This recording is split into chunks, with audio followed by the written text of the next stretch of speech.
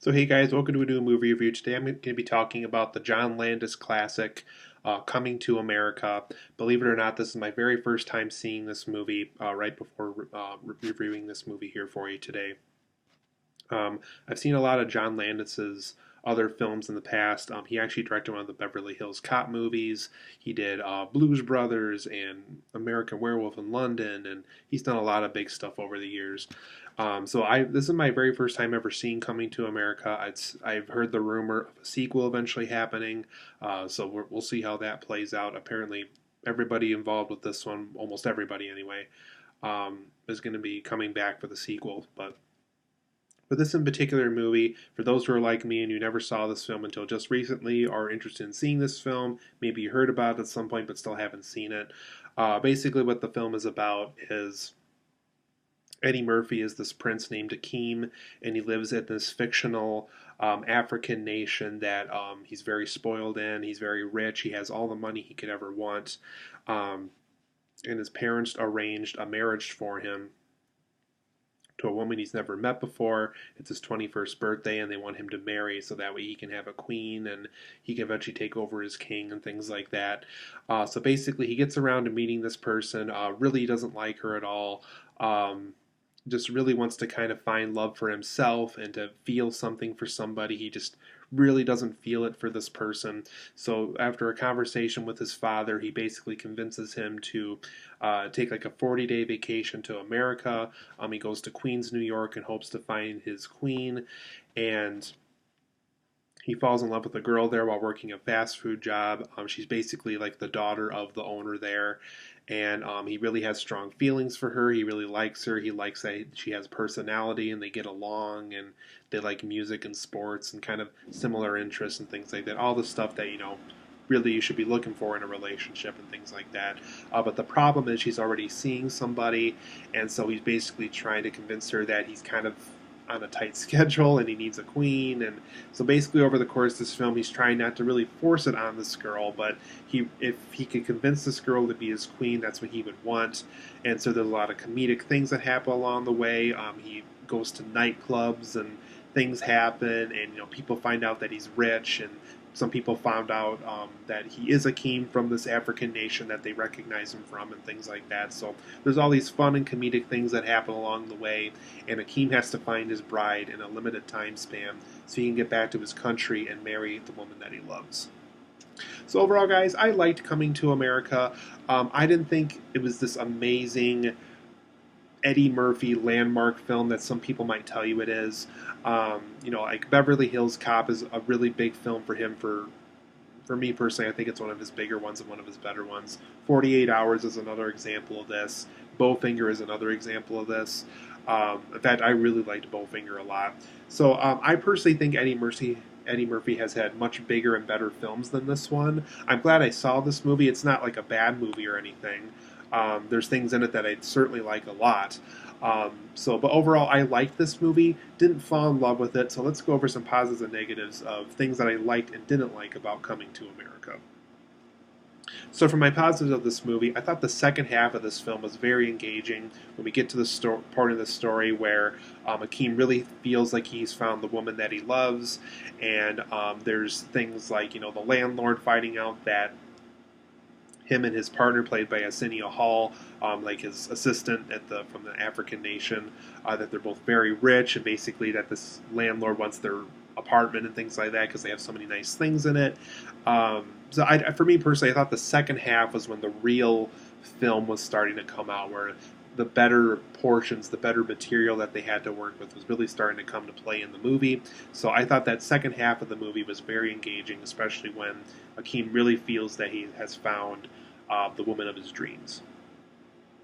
And like I said, there's some very funny moments here. That's my next positive for this movie, is there really were some pretty funny moments here, whether it's Akeem kind of really optimistically looking at America, really optimistically looking around for the person that he's hoping to marry and things like that. Arsenio Hall is very good in this. Actually, both Arsenio Hall and Eddie Murphy both played more than one role in this movie. There's a barbershop scene I thought was very funny where they play more than one role, and they're playing more than one role in the same scene at certain times of the movie. So really funny moments here, so you'll get a good laugh out of this movie.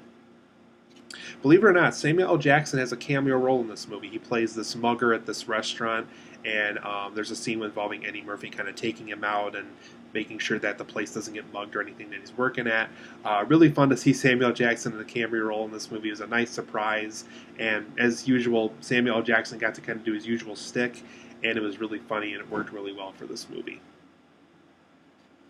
Um, I liked that Akeem and the girl that he ends up really liking and really kind of going for. I like that the two of them are facing similar conflicts. I like that Akeem is kind of in the position where he's forced to marry somebody he really doesn't know, and this girl that he really likes, she's kind of in a position where she's with somebody. There's a lot of things about him that she doesn't like. So they're kind of in a similar conflict where they both want to find love. They both want to find that forever person, but they're both kind of forced into something that her parents really want for her and his parents want for him. So I really liked how there was this conflict for the two of them, and so when they came together, it made for a really interesting romance and a relationship for them because they were facing similar conflicts. And I really did like the fish out of water America elements of this movie. So I really liked how Akeem doesn't really understand that, when a game's in halftime, you don't exactly have to do the same things that you're doing when the basketball game is going on and things like that. That, singing really late at night in the streets of Queens, New York is going to make a lot of people mad and things like that. He like, things like people throwing out the trash out the window and him kind of respecting people's freedom to do things like that. So I thought there was a lot of funny fish out of water elements that they did while Akeem was in America in this movie. There's also some moments too where they kind of poke fun at that, when somebody's really rich, they kind of just write you a check or do something to quote unquote inconvenience you and things like that. So there's a lot of funny moments where Akeem's family is very rich, and there's a lot of things that he does and that they do to kind of show off their richness in kind of really funny ways in this movie. For my negatives, though, like I said, Coming to America, I really like this movie, but there's things about it that I think are going to keep it from being like a Beverly Hills Cop or a 48 Hours in My Mind and things like that. So, for the most part, I feel like the story takes a while to get going. Yeah, I understand. You got to set up the story. You got to understand what country he's from, and because it's fictional, we got to kind of understand still like the rules of the place and things like that.